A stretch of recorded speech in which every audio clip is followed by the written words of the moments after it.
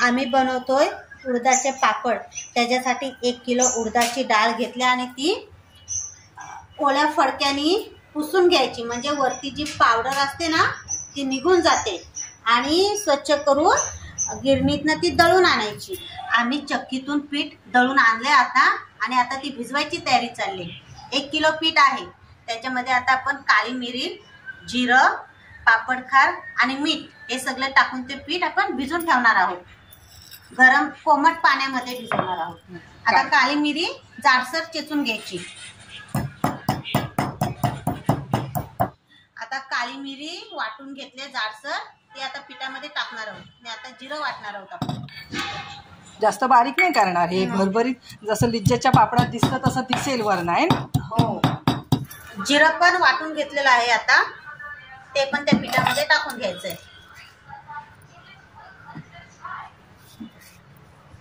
आता हे आहे मीठ, 1 मुठभर मीठ आहे हे। हो, 1 किलोला। आणि तेवढाच पापडखार पण घेतला। पापडखार घेतला, कमी झाला तरी चालेल, पण जास्त होऊन चालत नाही।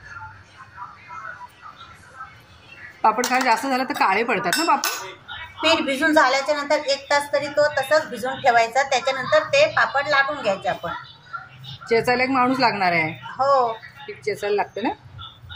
सगळे मसाले त्या पिठामध्ये आपण मिक्स करून घेतलेत। आता जो कोमट पाणी केलाय त्याच्यामध्ये तो पीठ भिजून घ्यायचंय।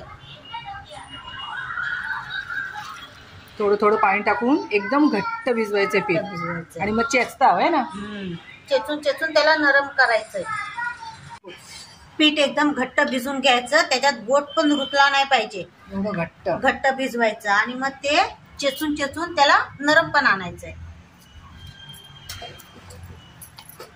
तेलाचा हात घेतलाय ना।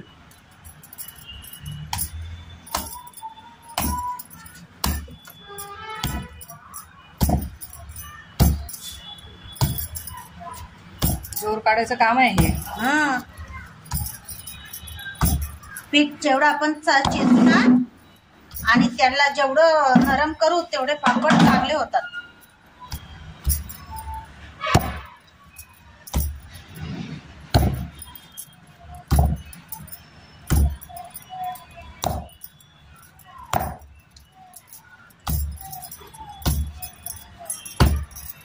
पीठ चेचून झाला का ओढून घ्यायचंय, आणि मग त्याचे हुंडे पाडायचे छोटे छोटे।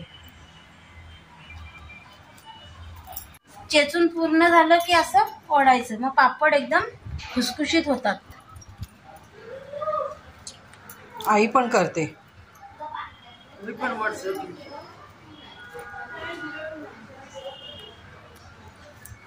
पीठ ताणतंय ना चांगला, तेलाचा हात घ्यायचा आणि ओढायचं।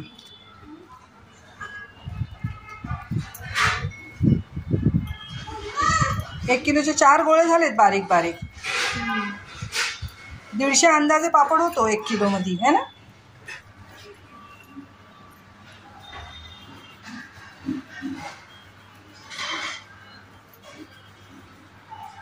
पाट्यावर असं गोल गोल करून घ्यायचे, आणि मग त्याच्या गोळ्या पाडायच्या। चांगलं ताणलं गेले पीठ।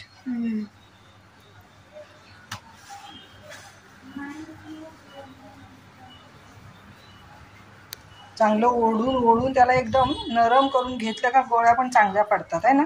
पापड फुलतो पण एकदम चांगला। गोल करून झाले की गोळ्या पाडून घ्यायच्या त्याच्या।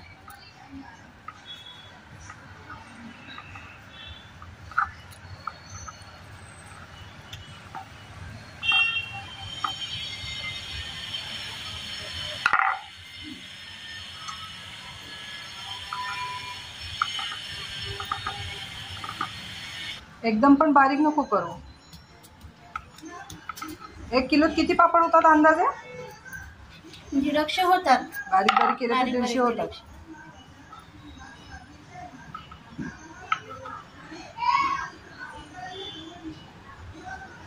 घ्या लाटायला, आता लाटून घेणार। पापड लाटायला सुरुवात केली आता। चांगले होतात का शिल्पा? हो, चांगले होते। 1 तासभर पीठ ठेवलेलं आहे ना भिजवल्यावर। आता आम्ही लाटून घेतोय, 4 जणी मिळून लाटतायत। ए तू काय करतेस? मला पापड लाटायचे. लाटणार आहेस तू? दीदी लाटते ना, दीदीच्या बरोबर लाट.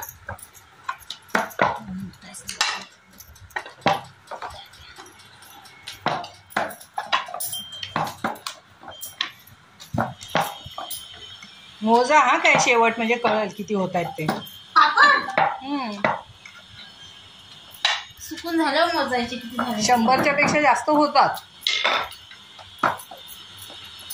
आपल्याला अंदाज येईल ना किती होतात 1 किलो ते.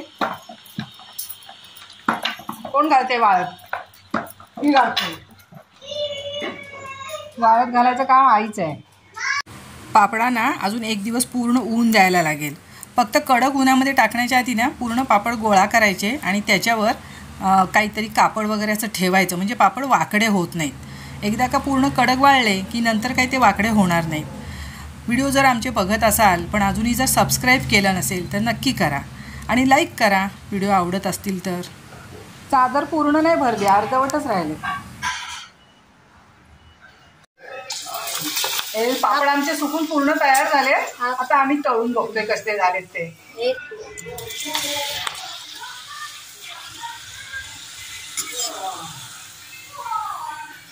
मस्त झालेत पापड. तळून बघितले आम्ही, एकदम खुसखुशीत. अरे वा, चांगला झाला चुरा. हलके झालेत ना, चांगला कुरकुरीत झालाय पापड.